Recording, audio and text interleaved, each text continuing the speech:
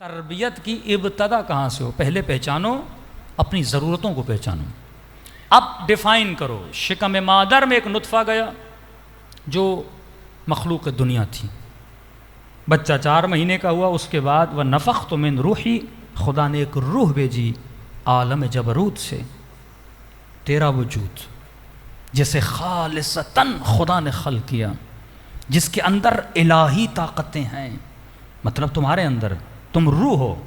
کیونکہ ہم daily basis پہ ایک دوسرے کو دیکھتے ہیں تو ہم تصور کرتے ہیں ہم جسم ہیں، یہ گاڑی ہے جس کے اندر تو چھپا ہوا ہے، جس کو تو ہینڈل کر رہا ہے۔ کئی لوگ کہتے ہیں مولانا روح کہاں ہے؟ جسم کے اندر ہے؟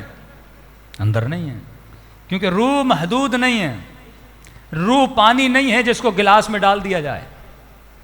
اگر روح جسم کے اندر ہو، اس کا مطلب اگر خدا نہ خواستہ کسی کی ٹانگ کٹ جائے تو سمجھو روح تھوڑی کٹ گئی۔ ایسا ہے کیا؟ کسی کا ہاتھ کٹ جائے بھائی اس کی روح لنگڑی ہے، اس کی روح کا ہاتھ کٹ چکا ہے؟ نہیں، ایسا کچھ بھی نہیں ہے۔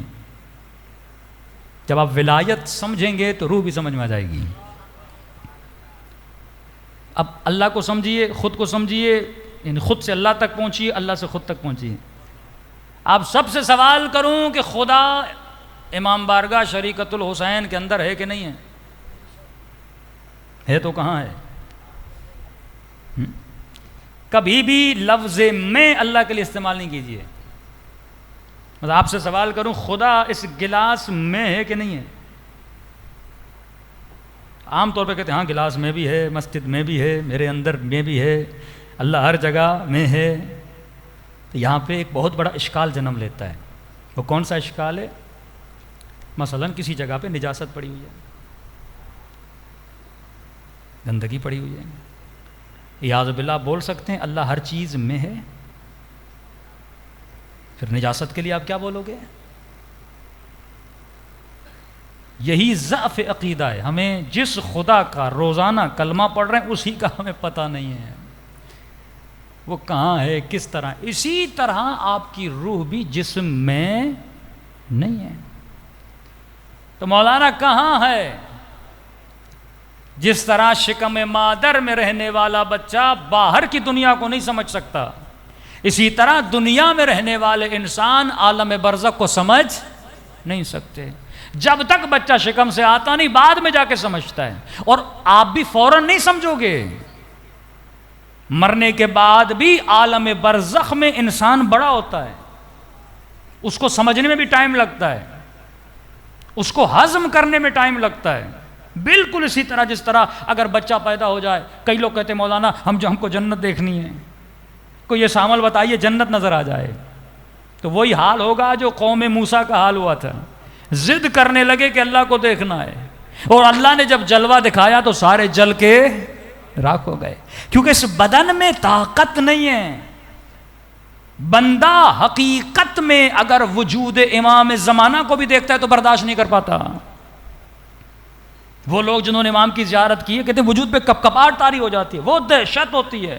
اگر وہ اپنا حقیقی وجود، حقیقی نور لوگوں پہ ظاہر کریں تو لوگ جل جائیں، کیونکہ اس وجود میں وہ توانائی نہیں ہے اس نور کی شدت کو برداشت کرے۔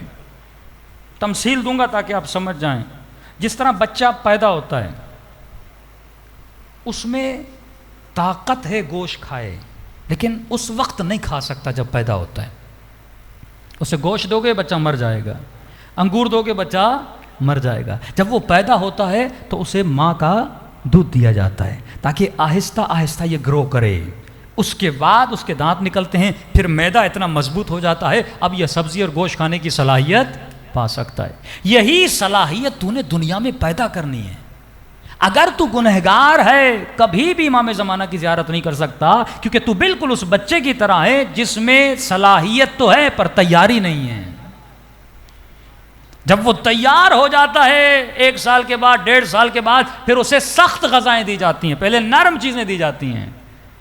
اسی طرح بندہ جب لقاء اللہ کی طرف جانا چاہتا ہے تو پہلے ہلکے ہلکے اذکار دیے جاتے ہیں کہ 17 منٹ نماز پڑھ۔ جب اس کی عادت ہو گئی اب شیعت کی طرف آ، یہ ابتدائی راستہ یہ ہے کہ پابندی سے 17 منٹ نماز پڑھ۔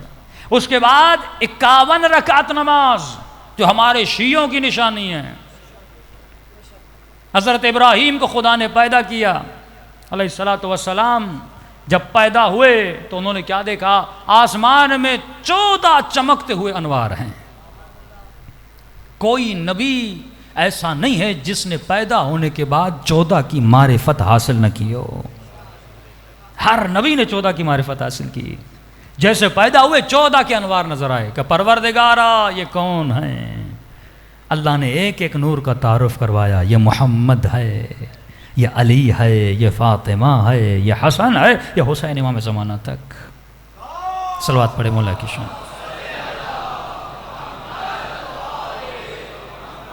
وَأَجِّلْ فَرَجَهُمْ، جب معرفت اہل بیت حضرت آدم کو ملی، حضرت ابراہیم کو ملی، اس کے بعد ابراہیم نے دیکھا 14 انوار کے اطراف میں چھوٹے چھوٹے چھوٹے چھوٹے نور ہیں، سینکڑوں کی تعداد میں۔ کہا خدایا یہ چھوٹے چھوٹے نور کون ہیں؟ کہا یہ 14 کے شیعہ ہیں۔ ہاں، یہ مقام ہے سلمان جیسے شیعوں کا، مالک اشتر جیسے شیعوں کا۔ پھر حضرت ابراہیم نے کہا خدایا ان کی کوئی نشانیاں ہیں؟ مجھے ان کی نشانیاں بتا، ان کی پہچان بتا۔ کہاں ان کی نشانیاں ہیں؟ کہ پہلی نشانی یہ ہے، یہ ایک دن میں 51 رکعت نماز پڑھتے ہیں۔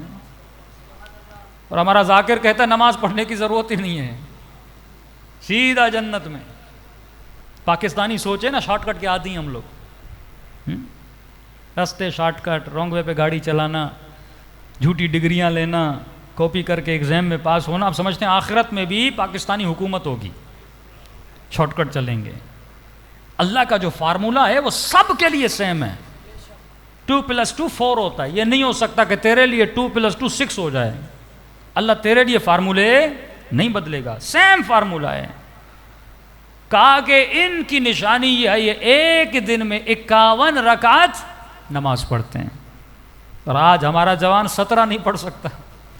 ہاں، شیعہ بننا اتنا آسان تو نہیں ہے۔ شیعہ کا مطلب ہے جو عاشق ہو۔ جب تک عشق نہیں تو شیعہ نہیں بن سکتا۔ کس کا عشق؟ خدا کا عشق۔ جس عشق میں حسین مبتلا ہے، جس عشق میں علی مبتلا ہے، یہ عشق جب تک تیرے وجود میں نہیں آتا، یہ کیسا عاشق ہے کہ اپنے معشوق سے بات کرنے میں کتراتا ہے۔